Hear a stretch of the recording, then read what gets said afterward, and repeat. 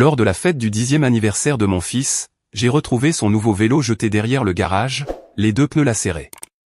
Ma sœur a éclaté de rire. J'ai coupé les pneus. Laisse ton petit raté rentrer à pied. J'ai pris mon fils par la main, et nous sommes partis. Le lendemain matin, ma mère sanglotait au téléphone. S'il te plaît, appelle l'agence de croisière. Ils sont en train d'annuler le voyage de luxe de la famille de ta sœur. J'ai répondu que les ficelles des ballons n'arrêtaient pas de glisser.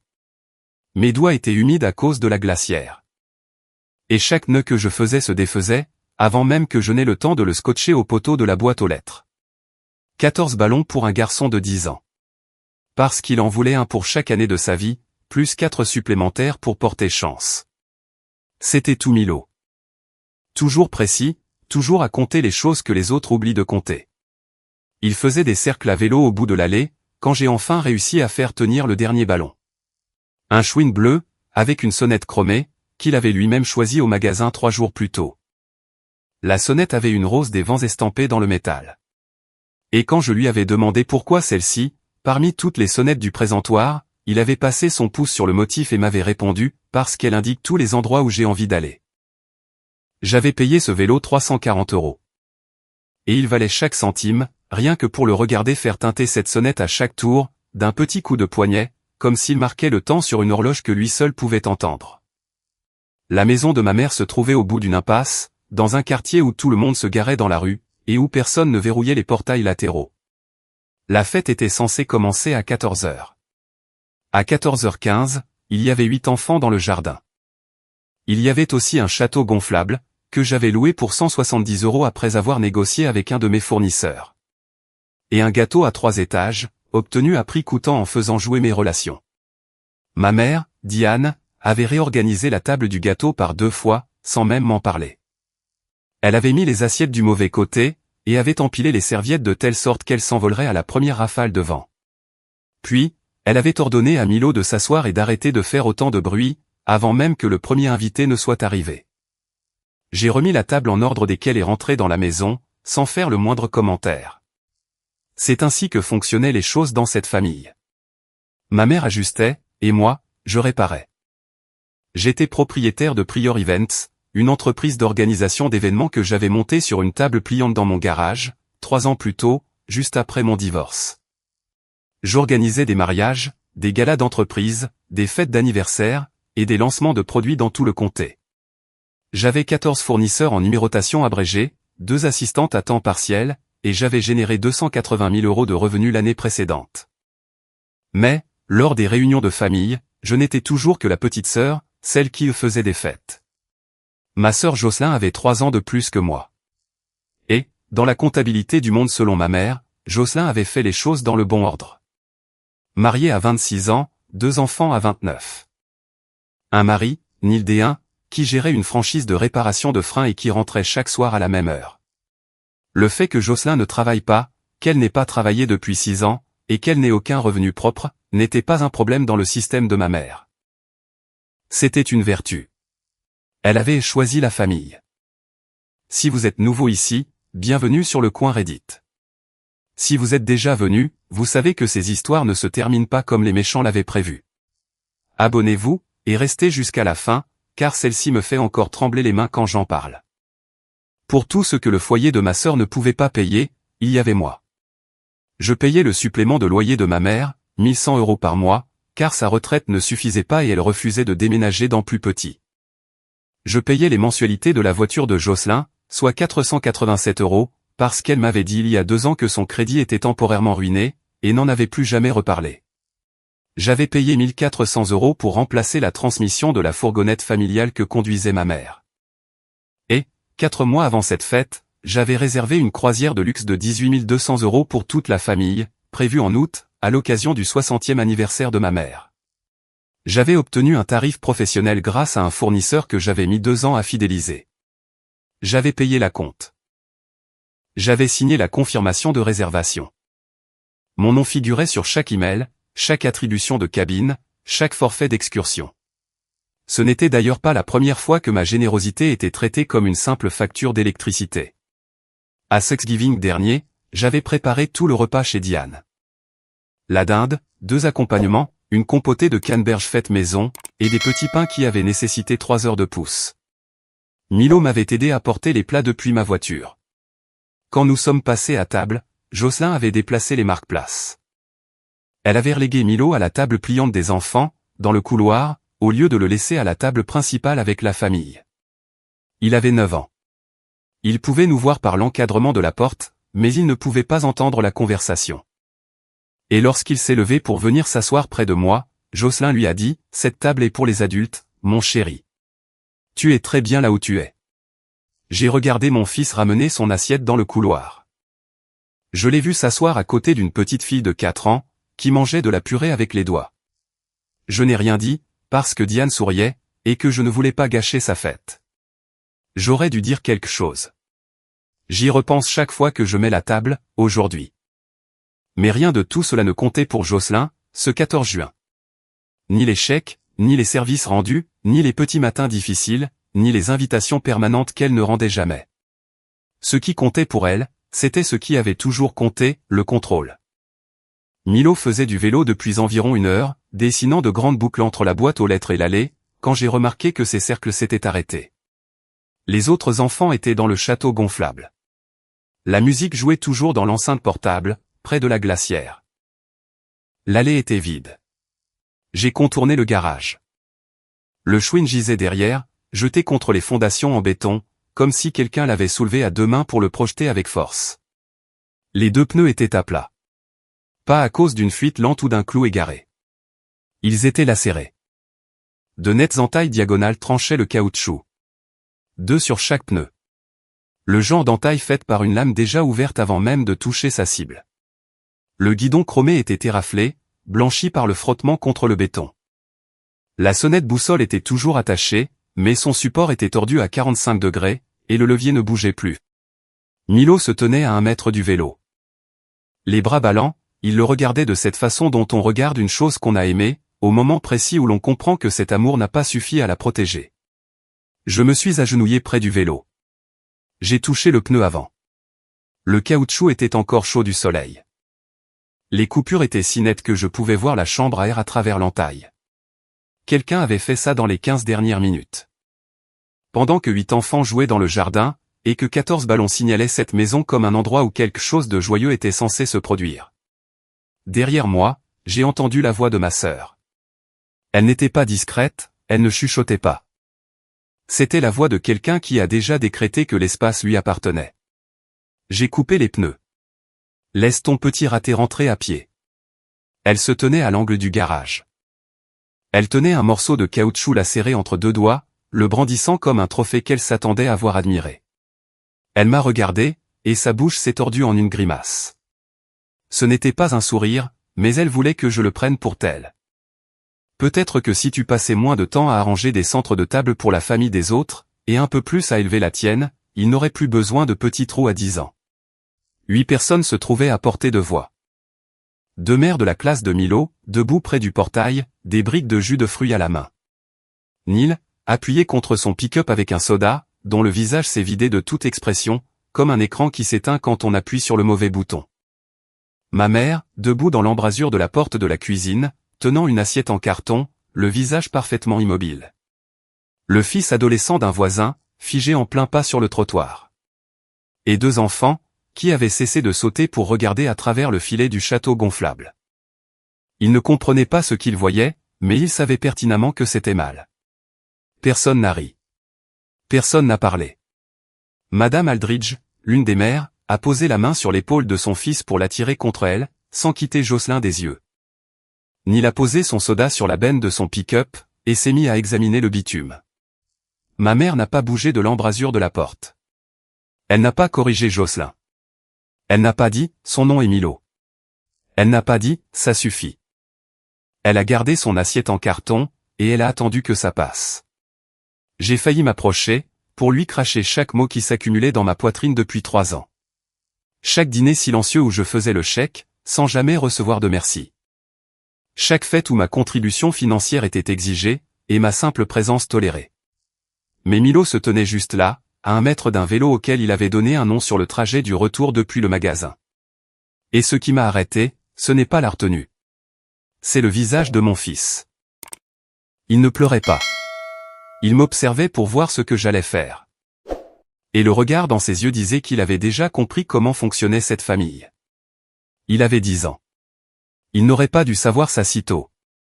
Je me suis penché, et j'ai déclipsé la sonnette boussole de son support tordu. Le métal était chaud. Je l'ai glissé dans la poche de ma veste. J'ai senti son poids s'installer contre ma hanche, comme une petite décision déjà prise et irrévocable. J'ai pris la main de Milo, et nous avons marché jusqu'à la voiture. Nous n'avons pas dit au revoir. J'allais mettre le contact, quand je les ai entendus. Ma mère avait laissé la porte de la cuisine ouverte, et la fenêtre au-dessus de l'évier était entr'ouverte à cause de la chaleur. Jocelyn et Diane étaient à l'intérieur. Elles se tenaient assez près de la fenêtre, pour que leur voix traverse les 2 mètres de cour qui séparaient la maison de ma voiture. La voix de Jocelyn a résonné en premier, plus forte. La voix de quelqu'un qui ne vérifie jamais si elle peut être entendue, parce qu'elle n'en a jamais eu besoin. Elle ne va rien comprendre. Elle croit toujours que le contrat de tenant a échoué à cause d'un problème d'emploi du temps. Et le mariage Howell, a demandé ma mère. C'est Kendra qui s'en est occupée. J'ai utilisé le même discours, Sienna a eu une urgence personnelle et n'a pas pu assurer. Kendra est intervenue en remplacement. 3 contrats en 4 mois, et elle continue de blâmer l'économie. Ma mère a répondu quelque chose à voix plus basse. Quelque chose à propos du bon timing. Si les affaires continuent de chuter, elle n'aura pas le choix. Jocelyn a repris, elle rentrera à la maison. Elle sera juste ici, là où nous avons besoin d'elle. Et une fois qu'elle sera de retour dans cette maison, elle ne repartira plus. Je suis resté assis sur le siège conducteur, la main sur la sonnette dans ma poche. J'écoutais ma sœur expliquer, avec des mots très simples, comment elle démantelait mon entreprise un client à la fois, pendant que je payais sa voiture et ses vacances. Milo m'a regardé depuis le siège passager. Maman, est-ce que ça va? Attache ta ceinture, ai-je dit. On rentre à la maison. Avant de démarrer le moteur, j'ai pris 3 photos du vélo avec mon téléphone. Les pneus lacérés, le guidon éraflé, et le support de sonnette tordu. Ce soir-là, Madame Aldridge m'a envoyé un texto, sans que je lui demande rien. J'ai entendu chaque mot que votre sœur a dit. Mon mari aussi.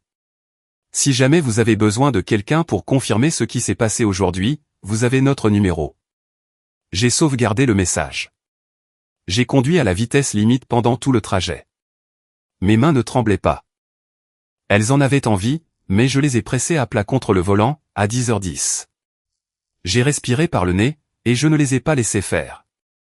Je n'ai pas dormi de la nuit. Je me suis assise sur le canapé, avec la sonnette boussole posée sur la table basse devant moi. Le chrome rayé accrochait la lumière de l'écran de mon ordinateur. J'ai épluché mes dossiers clients. 3 contrats avaient été annulés au cours des 4 derniers mois. Le gala d'entreprise de printemps d'Hélène Tennant, d'une valeur de 35 000 €. Le mariage des Howell, à 9 800 €. Et la fête du 50e anniversaire d'un couple de retraités, à 7 400 €. Perte totale de revenus bruts, 52 200 €. Mon comptable a par la suite estimé la perte de bénéfices nets à environ 18 600 €. Mais ce chiffre ne tient pas compte de ce que cela coûte, lorsque votre carnet de commandes se refroidit d'un coup. J'avais blâmé le timing. J'avais blâmé un trimestre difficile. Je m'étais blâmé moi-même. Le lundi matin, j'ai appelé Hélène Tennant. Elle a décroché à la 2e sonnerie. J'ai gardé un ton professionnel. Je lui ai expliqué que je faisais une évaluation de mes relations clients, et je lui ai demandé s'il y avait quelque chose que j'aurais pu faire différemment. Sienna, a-t-elle commencé, la voix prudente. Cette voix que l'on prend quand on soupèse la part de vérité que l'on va mettre dans sa phrase. Votre sœur est venue à mon bureau en mars. Elle m'a dit que vous aviez fait une dépression. Elle a affirmé que vous ne preniez plus de nouveaux clients, et qu'une de vos collègues, une femme nommée Kendra, pouvait s'occuper du gala. J'ai essayé de vous appeler. N'ayant pas de retour de votre part le jour même, j'ai poursuivi avec Kendra. J'ai vérifié mes relevés téléphoniques cet après-midi-là. Aucun appel en absence d'Hélène, à aucune date du mois de mars. Pas de message vocal, pas de texto. Hélène avait cru Jocelyn sur parole. Parce qu'elle portait mon nom de famille, et qu'elle avait cette même façon de se tenir dans l'encadrement d'une porte, comme si elle y avait sa place.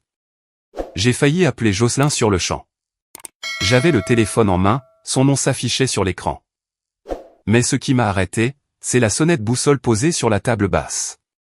La rose des vents rayés pointait toujours dans toutes les directions à la fois. Et aucune de ces directions n'indiquait un retour en arrière. J'ai ensuite appelé la famille Howell. Même histoire. Une femme correspondant à la description de Jocelyn s'était rendue chez eux en avril. Elle leur avait dit que Prior Events restructurait sa clientèle. Elle avait recommandé Kendra, comme une remplaçante idéale et sans transition. Le couple du 50e anniversaire a confirmé la même visite, le même discours, le même résultat. 3 clients. 3 visites en personne. 3 mensonges livrés avec l'assurance de quelqu'un qui n'a jamais été pris en faute, parce que personne dans sa vie n'avait jamais pensé à vérifier. L'après-midi même, j'ai marché 3 maisons plus loin et j'ai frappé à la porte de Connie Yang. Connie avait 63 ans. C'était une institutrice à la retraite, qui vivait là depuis 20 ans, et qui remarquait tout. L'après-midi où j'ai pleuré dans mon allée, juste après mon divorce. Le jour où je n'arrivais pas à trouver la force d'entrer dans ma maison vide. Connie s'était assise à côté de moi, sur le coffre de ma voiture. Elle avait tendu un paquet d'oursons en gélatine à Milo, en lui disant « Ce sont ceux qui piquent, les meilleurs ». Elle était restée là 45 minutes, sans jamais prononcer un mot sur le fait qu'il fallait être forte, ou regarder vers l'avenir. C'était ça, Connie. Elle remarquait les choses avant même qu'on ne le lui demande. J'ai vu ta sœur au rassemblement des fournisseurs, au centre communautaire, en avril, a dit Connie. Elle était assise sur son porche, un verre de thé glacé à la main. Son regard était posé, de cette façon qui signifiait qu'elle n'attendait que mes questions. Elle discutait avec Todd Brangan, ton traiteur. Elle notait des choses sur son téléphone. J'ai trouvé ça étrange, parce qu'elle ne t'a jamais, pas une seule fois, posé de questions sur ton entreprise devant moi. J'ai appelé Todd ce soir-là. Il a confirmé. Jocelyn s'était présentée comme ma sœur lors de la réunion. Elle lui avait demandé quels étaient les prochains événements publics dont il assurait la restauration, et qui nécessitaient encore une coordination. Todd en avait mentionné 3, tous affichés publiquement sur le calendrier du centre communautaire. Pour lui, il parlait simplement boulot, il ne divulguait pas une liste privée. Mais Jocelyn s'était servi de ces noms pour approcher les autres directement. Et elle avait utilisé mon nom de famille, pour que la porte s'ouvre. Le jeudi soir, j'ai ouvert le compte cloud relié à la caméra embarquée de la fourgonnette familiale. Le véhicule était à mon nom, parce que Diane ne remplissait pas les conditions pour obtenir un financement. J'avais payé 1 400 € pour réparer la transmission l'année précédente. La caméra se synchronisait automatiquement avec un compte cloud, enregistré sur mon adresse email. Je l'avais fait parce que Milo voyageait parfois dans cette camionnette, et que je voulais pouvoir vérifier les trajets. J'ai fait défiler l'historique jusqu'au mois de mars. Le 4 mars, la caméra montrait Diane conduisant vers l'ouest sur le boulevard Palmetto, à 11h02 du matin. Jocelyn était sur le siège passager, portant des lunettes de soleil, et tenant une chemise cartonnée sur ses genoux. À 11h14, la fourgonnette s'est engagée dans le parking du 400 Commerce Drive. C'était l'adresse exacte des bureaux de l'entreprise d'Hélène Tennant. Ma mère n'était pas seulement au courant de cette machination. C'est elle qui conduisait la voiture. Si vous suivez cette histoire et que vous pensez deviner la suite, abonnez-vous à Le Coin Reddit pour ne rien manquer de ce qui est arrivé. Parce que c'est à ce moment précis, que j'ai cessé d'avoir mal. J'ai commencé à penser de la même façon que je le fais quand j'organise un événement. De la manière dont pense quelqu'un, quand il a compris que chaque pièce a une mise en place, une séquence d'action, et un grand final. Et que la personne qui contrôle la séquence d'action, contrôle la pièce tout entière. La même semaine, Kendra m'a appelé. Hélène l'avait confrontée, et Kendra avait paniqué.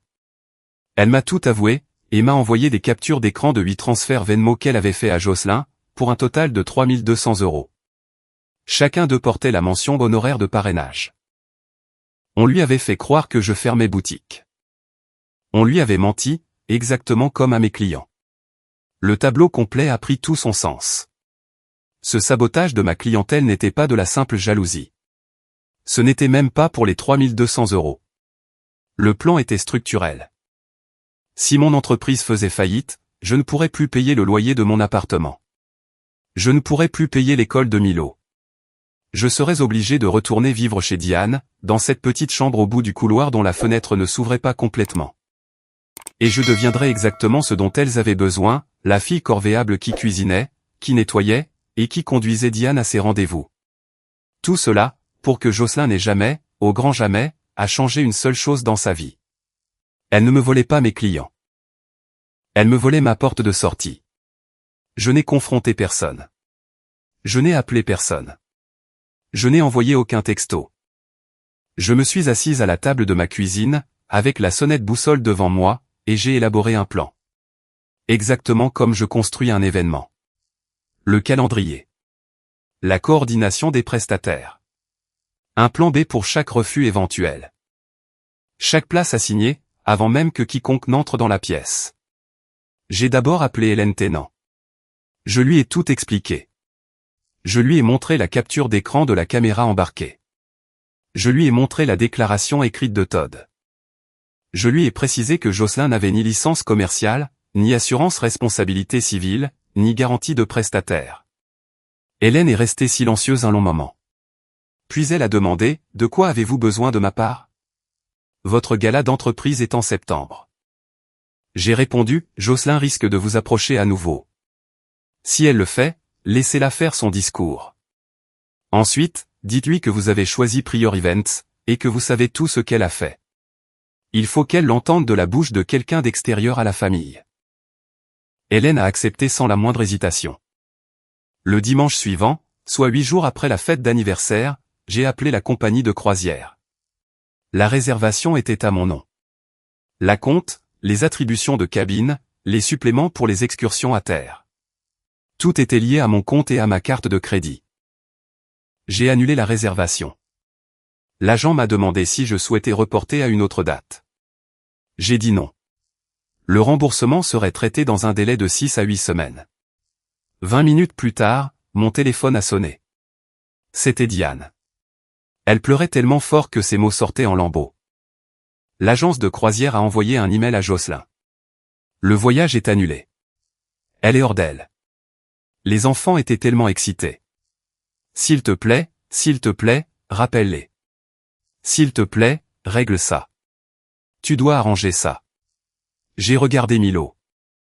Il était assis au comptoir de la cuisine en train de manger des céréales, ses pieds nus se balançant dans le vide.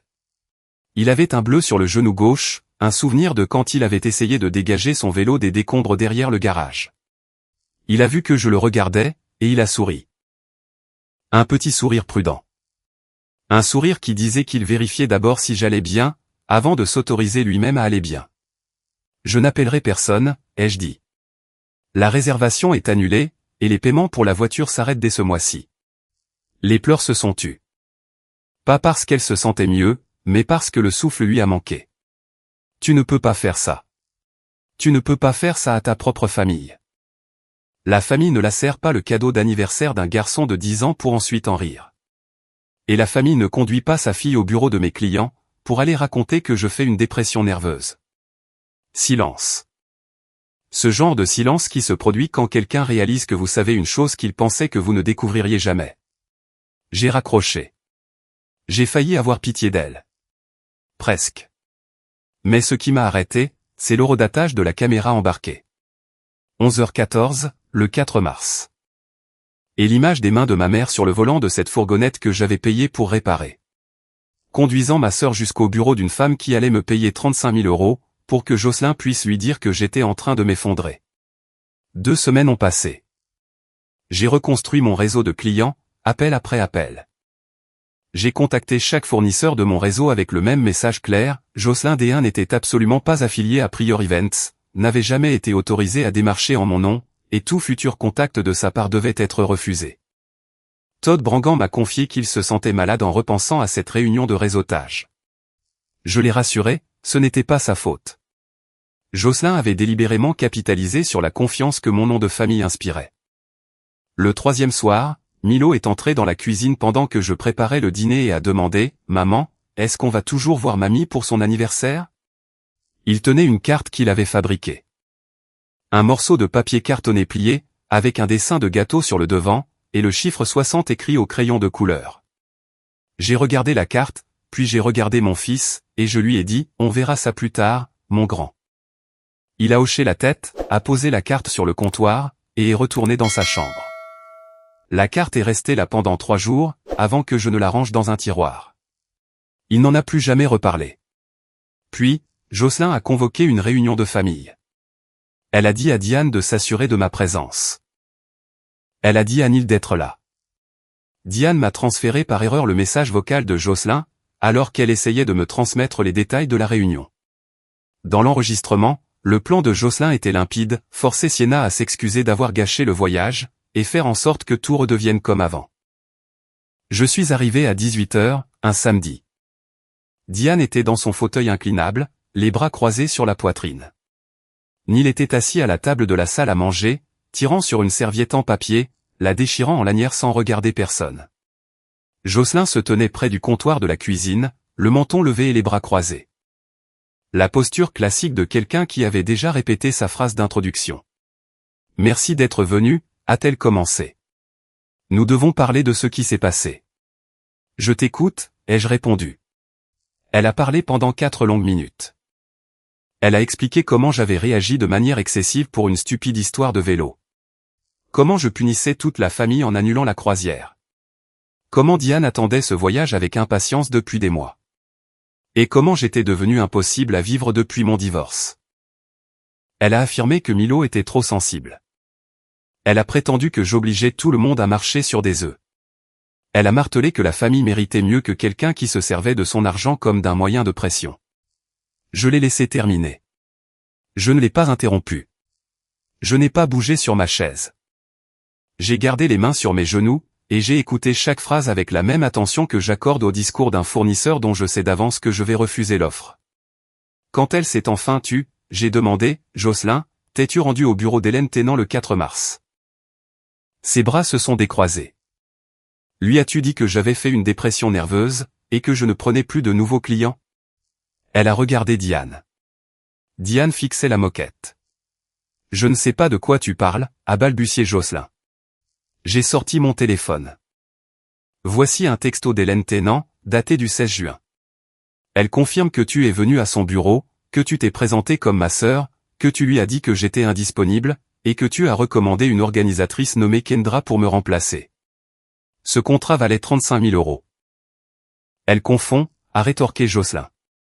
J'essayais juste d'aider.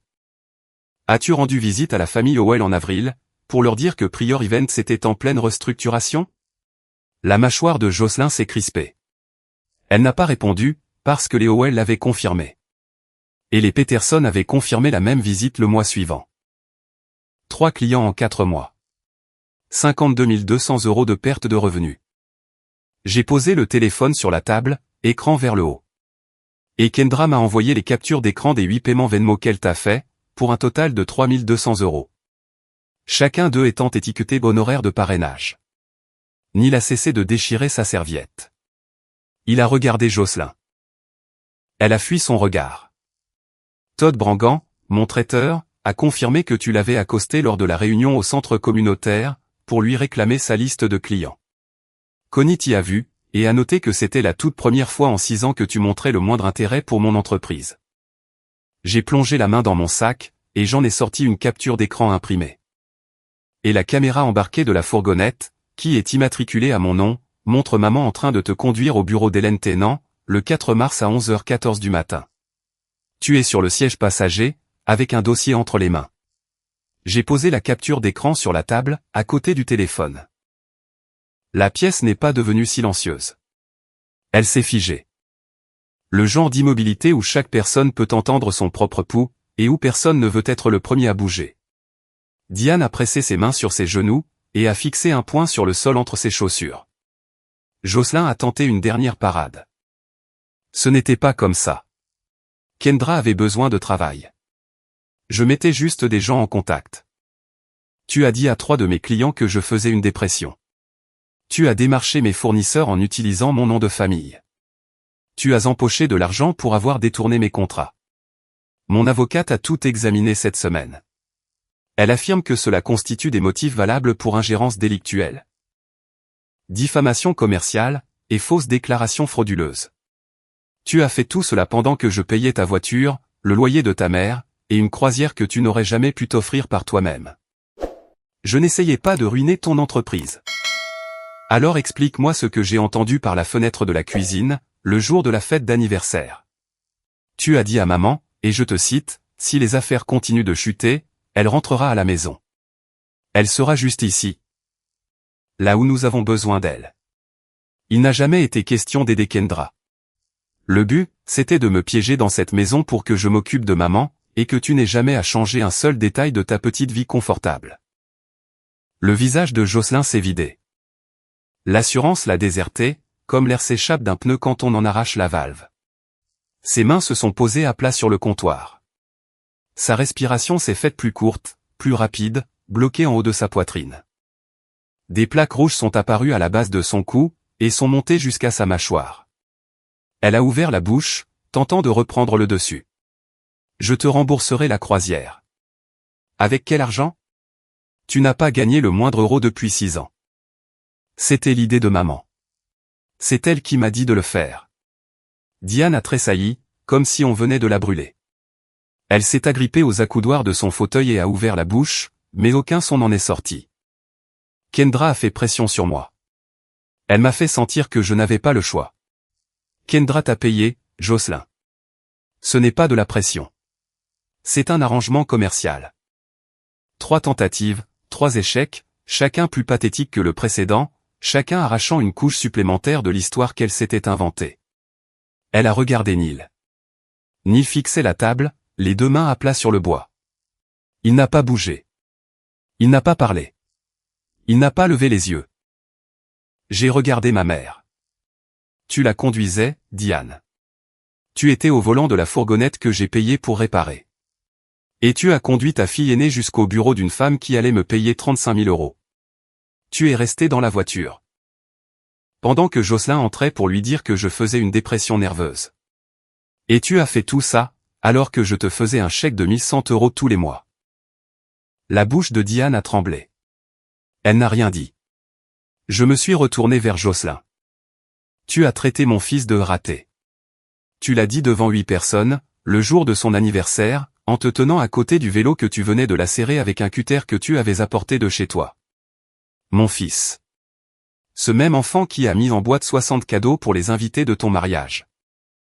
À 5 heures du matin. Parce que je lui avais demandé de m'aider. Et qu'il avait dit oui sans jamais se plaindre. Mon petit raté a tenu l'échelle pendant que j'accrochais les guirlandes pour ta baby shower. Il a porté les chaises pour le baptême de ta fille. Absolument tout ce que tu as célébré dans ta vie, Jocelyn, mon fils a aidé à le construire. Les yeux de Jocelyn se sont remplis de larmes. Elle a pincé les lèvres. Elle a secoué la tête, mais aucun son n'a franchi sa gorge. Cette sonnette boussole indique toutes les directions, Jocelyn. Et pas une seule d'entre elles ne ramène vers toi. La pièce était figée. Personne ne bougeait. L'horloge faisait tic-tac. Le réfrigérateur bourdonnait. Quelque part à l'extérieur, une tondeuse à gazon a démarré, puis s'est arrêtée. La main de Jocelyn a glissé vers le comptoir derrière elle, cherchant le bord comme on cherche un mur dans le noir. Ses doigts l'ont trouvé, et s'y sont agrippés. Sa lèvre inférieure s'est rentrée, et son menton s'est mis à trembler, comme le fait un visage juste avant de s'effondrer. Elle a cligné des yeux 4 fois de suite très rapidement, et une seule larme a coulé sur le côté droit de son visage. Elle ne l'a pas essuyé. Parce que l'essuyer, c'était admettre qu'elle était là. Diane n'avait pas bougé de son fauteuil. Sa respiration était courte et bruyante. Ses doigts, crispés sur les accoudoirs, étaient blancs. Et elle regardait la capture d'écran imprimée sur la table. De la même façon dont on regarde une chose qu'on a construite, quand quelqu'un y met le feu juste devant vos yeux. C'est le dernier événement, le dernier paiement, la dernière faveur. C'est la dernière fois que je décroche le téléphone quand l'une de vous m'appelle. Débrouillez-vous. J'ai repris mon téléphone et la capture d'écran. Je me suis levé. Neil était toujours assis à la table, les mains à plat sur le bois, les yeux fixés sur les motifs du grain devant lui. Au moment où je passais près de sa chaise, il a murmuré, à peine plus aucun chuchotement, « Je ne savais pas pour les clients. » « Je sais que tu ne savais pas pour les clients, » ai-je répondu. « Mais tu l'as regardé lacérer le vélo d'un enfant de 10 ans. Tu as posé ton soda, et tu as étudié le bitume. Le silence n'est pas synonyme d'innocence, Neil. J'ai passé la porte d'entrée. Je n'ai pas regardé en arrière. Je suis monté dans ma voiture, et je suis resté assise un instant. Je sentais la sonnette boussole dans la poche de ma veste, pressée contre ma hanche. Puis, je suis rentré chez moi. Le lendemain matin, Jocelyn a débarqué chez moi. Elle tenait une enveloppe blanche. Ses yeux étaient gonflés, et ses cheveux étaient attachés en arrière, comme si elle ne les avait pas détachés de la nuit. « J'ai apporté de l'argent », a-t-elle dit. Elle m'a tendu l'enveloppe à deux mains. C'est assez pour couvrir une partie de la compte de la croisière. Rappelle simplement les clients. Dis-leur que c'était un malentendu. Dis-leur que j'essayais de t'aider. On peut arranger ça. J'ai pris l'enveloppe de ses mains. Je l'ai posée sur la rambarde du Porsche, sans même l'ouvrir, et j'ai reculé à l'intérieur. J'ai refermé la porte. Par la fenêtre, je l'ai regardée rester plantée sur mon Porsche pendant presque une minute. Elle fixait l'enveloppe sur la rambarde, comme si elle s'attendait à ce qu'elle se transforme en autre chose. Puis, elle l'a ramassée, a marché jusqu'à sa voiture, et s'est assise sur le siège conducteur, sans démarrer le moteur pendant un long moment. Les retombées sont arrivées comme elles arrivent toujours, pas d'un seul coup, mais par morceaux. Chacun plus lourd que le précédent. Un mardi, Kendra a appelé Jocelyn. 2 des 3 clients détournés avaient résilié leur contrat et exigeaient le remboursement de leurs acomptes, soit un total de 11 400 €. Kendra avait remboursé ce qu'elle n'avait pas encore dépensé en fourniture, mais elle était toujours dans le rouge. Elle exigeait que Jocelyn lui rende les 3 200 € des honoraires de parrainage. « Tu m'as dit qu'elle fermait boutique », lui a jeté Kendra. « Tu m'as dit que ses clients étaient disponibles. J'ai accepté un travail auquel je n'aurais jamais touché si j'avais su la vérité. » Mais Jocelyn n'avait plus un sou. Le paiement de sa voiture, que j'assurais jusque-là, avait été suspendu. Son assurance était sur le point d'être résiliée. Elle est allée à la station-service sur la route 9, et sa carte a été refusée. Elle a réessayé. Refusée. L'employé derrière le comptoir lui a demandé si elle avait un autre moyen de paiement. Elle a vérifié son compte sur son téléphone, 2,14 €. Neil posait déjà des questions. Il avait remarqué, sur leur compte joint, des dépôts qui ne correspondaient à aucun de ses revenus. Jocelyn l'avait repoussé, prétextant que c'était de l'argent de poche que sa mère lui donnait pour son anniversaire. Notre confrontation n'avait fait que confirmer ce que les chiffres lui disaient déjà. 3 jours plus tard, il est rentré du garage.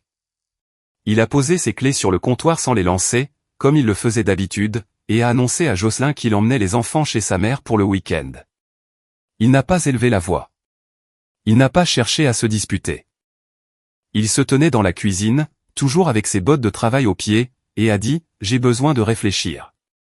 À ce que j'ai entendu samedi. À ce que tu as fait au vélo d'un gosse. J'ai besoin de réfléchir. » Jocelyn a tenté de minimiser, ce n'était pas si grave.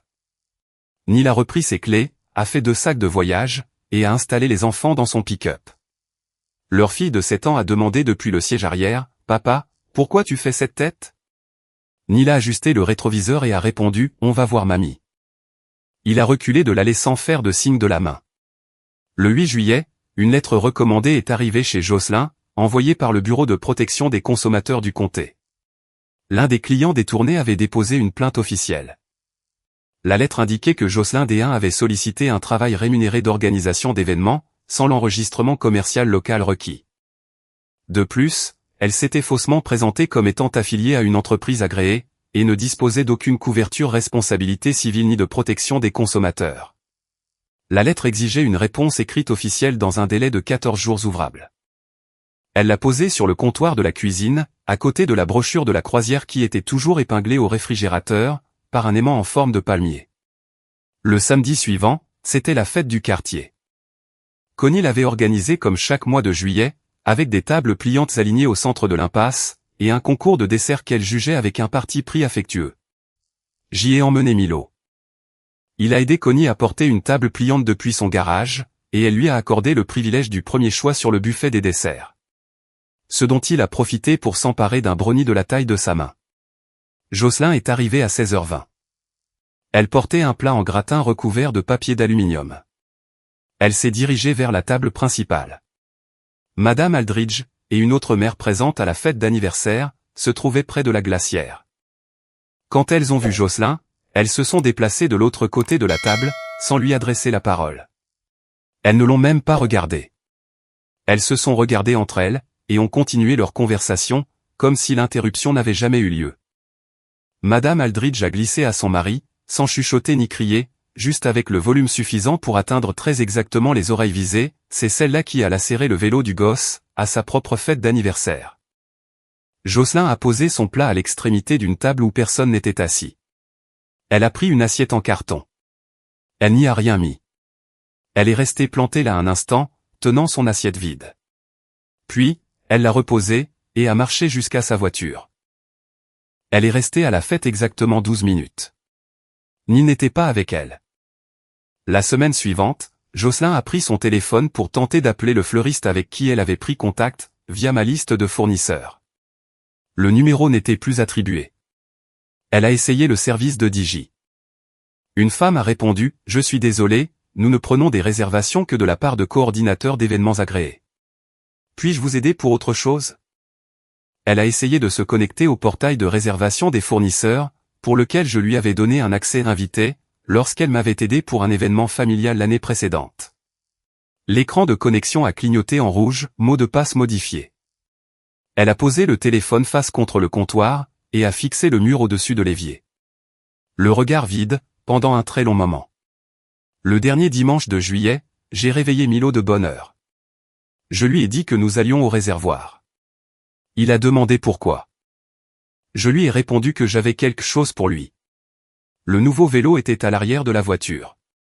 340 €, tout comme le premier, ajouté à la demande civile que mon avocate avait rédigée. Le même cadre bleu, la même taille, des roues de 20 pouces. Et, monté sur le guidon, boulonné dans un nouveau support que j'avais fait redresser et ajuster dans une quincaillerie, trônait la sonnette boussole chromée. La rose des vents était rayée sur un bord, là où elle avait percuté le béton derrière le garage de ma mère. Mais le levier fonctionnait parfaitement, et le métal estampé accrochait toujours la lumière. Quand Milo l'a vu, il n'a rien dit pendant quelques secondes. Il s'est contenté de passer son pouce sur la boussole, exactement comme il l'avait fait au magasin. Comme il le fait toujours quand il a besoin de s'assurer que quelque chose est bien réel. Il a fait tinter la sonnette 2 fois. Le son a voyagé au-dessus de l'eau du réservoir, comme une fissure lumineuse dans l'air calme du matin. Il a pris de l'avance sur le chemin. J'ai marché derrière, un café dans la main droite, mon téléphone dans la poche arrière, réglé sur silencieux. Le soleil se reflétait à plat sur l'eau. Le chemin tournait devant moi, et Milo a disparu derrière un virage. Puis, la sonnette a retenti une nouvelle fois, depuis un endroit que je ne pouvais pas encore voir. Quelque part devant. Quelque part où il était déjà en train d'aller. Quelque part à l'autre bout de la ville, une brochure de croisière était épinglée à un réfrigérateur par un aimant en forme de palmier. Une lettre du comté reposait sur un comptoir, sans réponse. Une tasse de café traînait dans un placard, intouchée depuis 9 jours. Mais ici, sur le chemin au bord de l'eau, la boussole pointait vers l'avant. Et mon fils y était déjà. Si cette histoire vous a rappelé quelqu'un qui avait besoin de l'entendre, ou si elle vous a fait réfléchir à une limite que vous avez eu peur de fixer, partagez-la. Abonnez-vous à Le Coin Reddit et activez la cloche pour ne jamais manquer le moment où le karma frappe. Merci d'être resté jusqu'à la fin.